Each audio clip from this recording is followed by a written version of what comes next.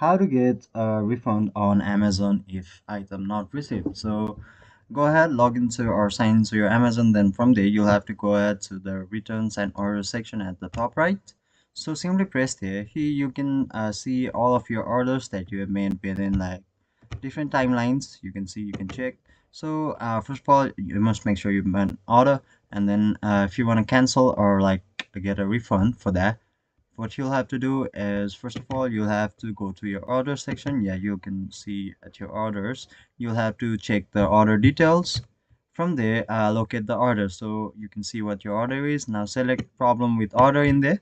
Now select the problem from the list. So there will be a list of problems where you'll have to select one of those or like couple of those as well. So now you'll have to select request refund option that will be available right there. Now enter your comments in the text box. So enter a description about why would you or what happened with your product. Now select submit. So once you press on the submit button, the your refund request will be submitted. Now in order to check or track the status of your request, you'll have to go to your orders, locate the order, select problem with order, and then you will see the current status of the claim under the section refund request status. So it can take up to 1 week to review requests, so they'll let you know about their decision using the email address related to your account. So you'll be notified in your email. So that's for the video. That's how you get a refund after you make an order and if the order is not received. So hopefully this video helped. Thank you.